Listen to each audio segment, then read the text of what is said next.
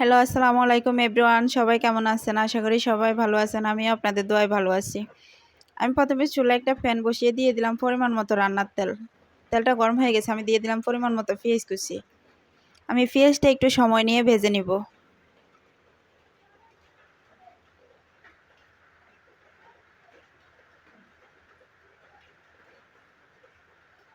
আমি পেঁয়াজটা brown colour হওয়া অবধি অপেক্ষা করব।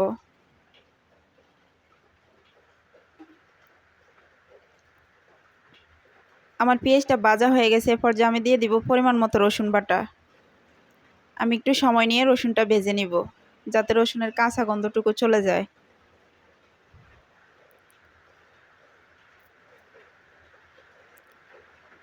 এরপর যে আমি দিয়ে দিব পরিমাণ মতো মরিচ গুঁড়ো, পরিমাণ মতো হলুদ গুঁড়ো, পরিমাণ মতো ধনিয়া গুঁড়ো, স্বাদ মতো লবণ। আমি সবগুলো উপকরণ একটু পানি দিয়ে মিশিয়ে নিয়েছি।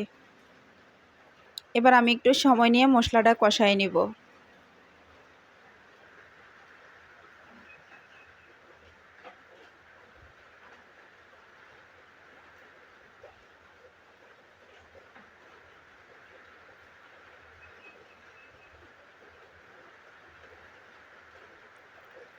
আমি কিছুক্ষণ পর পর নেড়ে দিচ্ছি যাতে পাতিলে না লেগে যায়।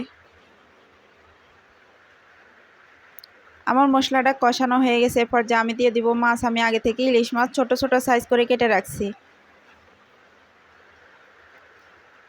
এরপর যে আমি একটু সময় নিয়ে মাছটা কষাই নিব।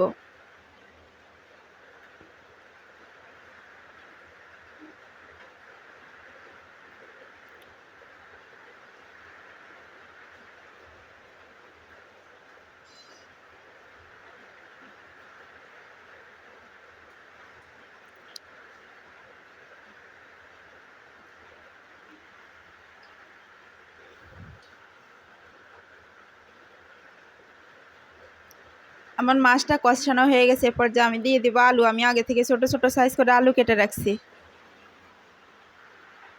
ইলিশ মাছের এই রেসিপিটা দুর্দান্ত মজার।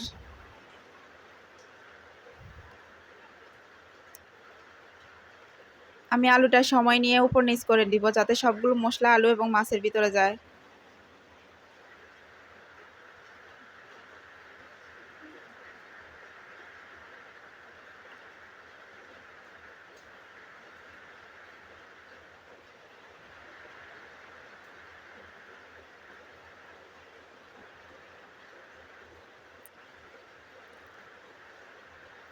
আমি কিছুক্ষণ পর পর নেড়ে দিচ্ছি যাতে পাতিলে না লেগে যায়।